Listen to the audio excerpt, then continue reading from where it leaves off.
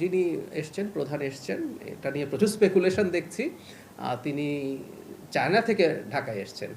So এটা তার এক ধরনের সফর এবং আমাদের যে কাউন্টার পার্ট আছে তার সাথে বসবেন। এটা নিয়ে মনে হয় না সরকার যদি মনে করে সেই সফরের পর সেখানে কোনো একটা স্টেটমেন্ট সরকারের দিক থেকে হয়তো দেওয়া হবে, কিন্তু এটা নিয়ে স্পেকুলেশনের কিছু নেই। মানে অনেকে এমনভাবে করছেন যে গোপন, মানে সবাই সব জানেন, পত্রিকায় সব চলে আসলো, কিন্তু এরকম কথা লিখছেন। কোনো ব্যাপারই নেই। যেমন আমাদের যিনি গোয়েন্দা প্রধান আছেন তিনি তো ভারতে গিয়েছিলেন, তিনিও ভারতে গেছেন, তিনিও সফর করেছেন। একটা কথা আমি একটু ক্লিয়ার করতে চাই, জনাব ত্রিবেদী হাই কমিশনার কিন্তু তার বক্তব্যে এই কথাটা বলেছেন যে কথাটা আমরা সব সময় বলি যে আমাদের তো প্রতিবেশী পাল্টানো আসলে যাবে না, বন্ধু পাল্টানো যায়। এটা পররাষ্ট্রনীতিতে বলা হয় বন্ধু পাল্টানো যায়, কিন্তু প্রতিবেশী পাল্টানো যায় না। সো আমাদের তো আসলে এনগেজ করতে হবে, আমাদের নতুন করে আমাদের সম্পর্ক আমি বারবার রিয়ালাইনমেন্টের কথা বলছি, কারণ আগে যেভাবে ভারত বাংলাদেশের সাথে সম্পর্ক তৈরি করতে চেয়েছে to some party or to some person, specifically একজন মানুষের প্রতি তিনি সম্পর্ক করতে চেয়েছেন, সেটা না হয় জনগণের সাথে হতে হবে। এবং ভারতের অন্তত বক্তব্যে আমরা এই আলাপটা এখন দেখছি, তারা জনগণের সাথে সম্পর্কে কথা বলছেন।